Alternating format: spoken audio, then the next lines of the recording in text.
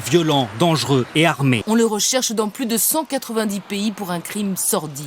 Luca Rocco Magnotta attire un étudiant chinois dans son appartement. Il l'assassine, filme la scène, puis diffuse la vidéo sur internet. What's up and hi to all my fans. Et ce n'est que le début. Ce qu'il fera ensuite choque le Canada tout entier et déclenche l'une des plus grandes chasses à l'homme à l'échelle internationale. Dans cette vidéo, on va décortiquer comment un narcissique obsédé par la célébrité est devenu le visage de l'un des crimes les plus choquants du monde entier.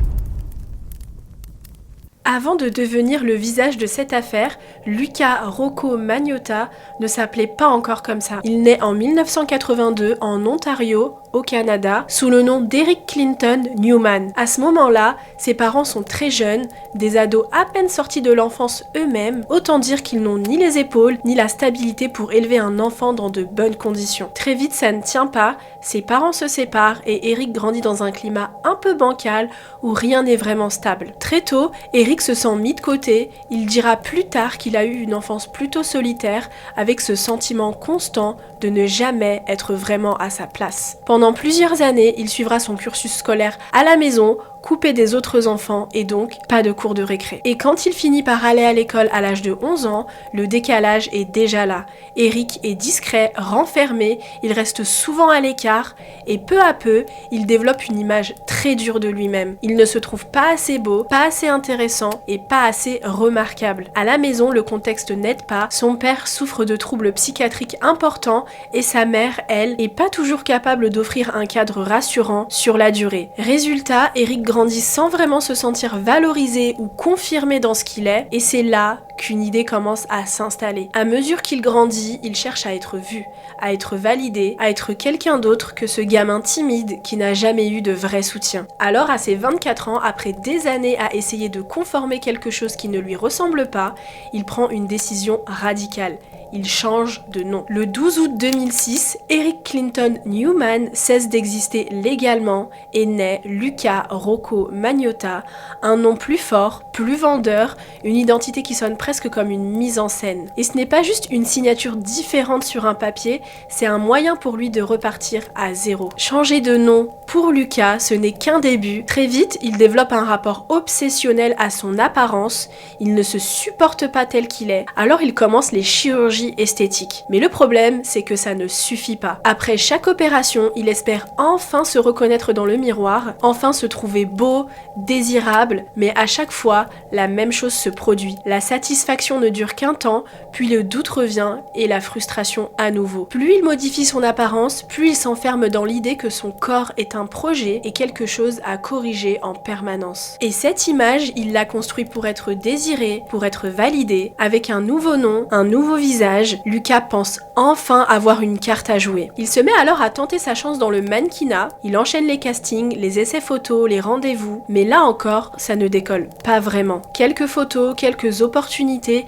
mais jamais le vrai déclic. Luca en veut plus, il veut être une superstar. Alors il se tourne vers un autre milieu, plus accessible, plus direct, le cinéma pornographique. Il participe à quelques films, des productions mineures, loin des projections qu'il espère. Et là encore, la reconnaissance qu'il cherche n'arrive pas. Mais Luca a compris une chose, son corps peut être une monnaie d'échange. Il franchit alors une nouvelle étape et devient escorte. Luca aura alors tout essayé. Il tente aussi la télé-réalité en candidatant pour Indian Idol, une émission de grand chant public, mais il n'est pas retenu. Et c'est cet homme-là, Luca Rocco Magnotta, pour qui exister passait avant tout par le regard des autres, va en 2012 se retrouver au centre d'une chasse à l'homme internationale.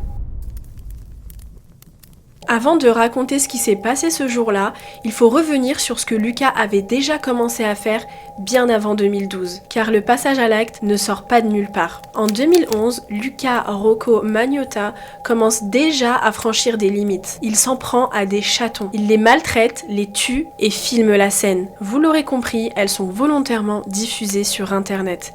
Et très vite, elle choque. Des internautes se mobilisent, enquêtent et cherchent à identifier l'auteur. Luca niera les faits. Et à ce moment-là, il ne cherche pas seulement à être vu, il provoque. Il cherche à savoir jusqu'où il peut aller. Plus tard, dans des messages publiés en ligne, il laisse entendre que ses actes seraient qu'un début, qu'après les chatons, il s'en prendrait à des hommes. Avec cette vidéo, Lucas comprend une chose, la violence attire le regard. Et Internet lui offre une scène. On est fin mai 2012 à Montréal. Junlin, un étudiant chinois de 33 ans, rencontre Lucas Rocco Magnotta. Et non, ce n'est pas son copain. Junlin venait de se séparer de son petit ami quelques semaines plus tôt et il faisait des rencontres sur internet. C'est comme ça qu'il a connu Lucas. Dans la nuit du 24 mai, une caméra les filme en train d'entrer dans l'immeuble où résidait Lucas. Ce seront les dernières images connues de Junlin vivant. Et en quelques heures, l'affaire prend une tournure inimaginable. Une vidéo est mise en ligne par Lucas lui-même. On y voit la mort et la découpe membre par membre de l'étudiant chinois. Petite parenthèse, en 2012, Internet n'était pas encore l'espace ultra contrôlé qu'il est aujourd'hui. Ce qui serait immédiatement bloqué de nos jours pouvait circuler pendant des heures, voire des jours avant d'être retiré du web. Et cette vidéo circule d'abord sur le site bestgore.com, puis sur des forums et des plateformes plus larges. Les images sont insoutenables, la violence est évidente. Et surtout, une chose est claire, ce n'est pas un acte commis dans l'ombre. C'est un acte montré. Et c'est à ce moment-là que tout s'emballe. Le 29 mai 2012, à Montréal, la police est appelée dans le quartier de Côte-des-Neiges. C'est le concierge d'un immeuble qui a donné l'alerte. En sortant les poubelles, il découvre une valise abandonnée qui dégage une odeur insupportable. À l'intérieur, les policiers font une découverte glaçante. Un tronc humain décapité et démembré. Et ce n'est que le début. Le même jour, à Ottawa, un colis postal arrive au siège du Parti conservateur du Canada. Le paquet est taché de sang. Il est ouvert par une responsable du parti qui découvre à l'intérieur un pied humain. Elle appelle immédiatement la police et alerte les services de sécurité. Quelques heures plus tard, un autre colis suspect est repéré dans un centre de tri de poste canadien. Cette fois, le paquet contient une main humaine destinée au Parti libéral. Dans la nuit, les forces de l'ordre, la police de Montréal, celle d'Ottawa et la gendarmerie royale du Canada font le lien. Tous les éléments retrouvés appartiennent à une seule et même victime. Vous l'aurez compris, on parle bel et bien de Junlin. Puis, très vite, les enquêteurs localisent la scène du crime, non loin de l'endroit où la valise a été retrouvée. Avec l'aide du FBI, la police remonte rapidement à la vidéo. Le suspect est identifié, Lucas Magnotta. Un mandat d'arrêt est lancé partout au Canada, sauf que pendant ce temps, lui n'est déjà plus là. Il a déjà quitté le Canada à bord d'un avion direction l'Europe. Et vous allez le voir, ce n'est que le début de sa cavale.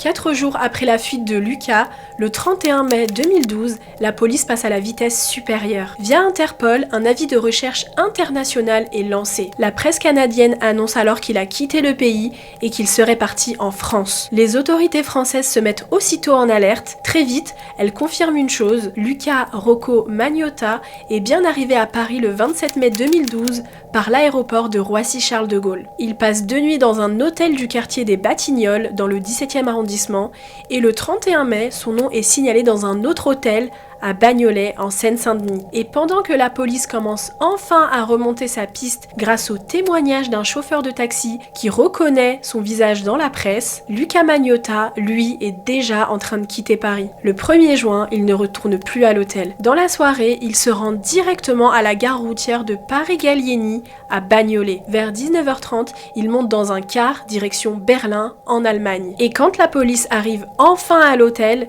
c'est déjà trop tard. La chambre est vide. À l'intérieur, les enquêteurs retrouvent seulement quelques affaires laissées derrière lui, des objets personnels, des revues pornographiques et même des sacs vomitoires d'avion. Et pendant ce temps-là, Lucas roule déjà vers l'Allemagne. Sauf que cette fois, il sait qu'il est recherché, alors il ne voyage pas sous sa vraie identité. Dans le car, il utilise un faux passeport et se fait appeler Kirk Trammell. Encore une fois, Lucas a une longueur d'avance. Et le 1er juin, un nouveau mandat d'arrêt est lancé contre Lucas Rocco Magnotta. Cette fois, les accusations sont plus lourdes. Meurtre au 1er degré, atteinte à un cadavre, envoi de colis choquants par la poste et même menace contre le Premier ministre canadien et plusieurs députés. 3 jours plus tard, le 4 juin 2012, en fin de matinée, Lucas entre dans un cybercafé dans un quartier populaire à Berlin.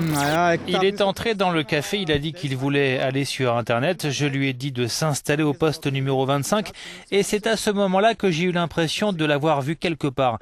Et j'ai réalisé qu'il était recherché par la police. Je n'ai pas téléphoné, je suis sorti et j'ai intercepté des policiers et ils sont entrés dans le café pour l'arrêter. Peu après 13h30, la police allemande intervient sur place. Magnotta tente d'abord de donner un faux nom, puis il va lâcher « Vous m'avez eu ». Il est arrêté sans résistance, calmement, puis ressort du cybercafé menotté sous l'œil des caméras de surveillance. Après son arrestation à Berlin, Lucas est placé en détention par les autorités allemandes. Et très vite, le Canada demande son extradition. L'objectif est clair, le juger là où les faits ont été commis. Quelques semaines plus tard, il est escorté par des agents et ramené à Montréal, menotté sous haute surveillance. À son arrivée, les images font le tour des médias. Il est alors officiellement inculpé pour meurtre au premier degré, ainsi que pour plusieurs autres chefs d'accusation liés à l'affaire. Il est placé en détention provisoire en attendant son procès. La cavale est enfin terminée, sauf que l'histoire, elle, est loin d'être finie. Le procès s'ouvre le 29 septembre 2014 à Montréal. Dans la salle, le père de Junlin est présent. Il a quitté son travail en Chine pour pouvoir assister aux audiences au Canada. Dès le premier jour, Lucas Magnotta reconnaît avoir tué l'étudiant chinois, mais il plaide non coupable. Sa ligne de défense est claire. Au moment des faits, il affirme ne pas être responsable de ses actes à cause de son état mental. La défense tente alors de le faire reconnaître pénalement irresponsable en s'appuyant sur un diagnostic de schizophrénie. Très vite, le procès ne porte donc pas seulement sur les faits, mais sur une question centrale: Lucas Rocco Magnotta était-il conscient de ce qu'il faisait ? Pour y répondre, il est examiné pendant plusieurs mois par un psychiatre à la demande de ses avocats. Tout l'enjeu du procès est là, déterminer s'il doit être tenu responsable pénalement ou s'il peut être déclaré irresponsable en raison de sa maladie mentale. Le 23 décembre 2014, après 8 jours de délibération, le verdict tombe. Lucas Magnotta est reconnu coupable de meurtre avec préméditation, ainsi que tous les autres chefs d'accusation retenus contre lui. Il est condamné à la prison à perpétuité avec aucune possibilité de libération conditionnelle avant 25 ans. Pour la justice canadienne, il est pleinement responsable de ses actes. Il est transféré à la prison de l'institution de Port-Cartier dans la région de la Côte-Nord, au Québec. En juin 2015, même en prison, Lucas Magnotta trouve encore le moyen de faire parler de lui. Il s'inscrit sur un site de rencontre pour détenus. Quelques semaines plus tard, il dira avoir supprimé son profil et écrit à la fondatrice du site pour lui expliquer qu'il aurait trouvé son prince charmant. Puis en 2017, nouvelle surprise, Lucas se marie en prison avec son codétenu Anthony Jolin, un homme aussi condamné à la prison à vie pour meurtre. Aujourd'hui, Lucas Rocco Magnotta est toujours en prison, mais derrière cette histoire hors norme, il reste une chose, une victime, une famille brisée et une histoire qui rappelle jusqu'où peut mener le besoin maladif d'exister à tout prix. Merci d'avoir regardé cette vidéo jusqu'au bout. N'hésitez pas à liker, commenter et à vous abonner, ça me ferait vraiment plaisir. Désolée, aujourd'hui j'avais un peu la voix cassée, j'espère que ça ne vous aura pas dérangé plus que ça. Prenez soin de vous et on se dit à très vite.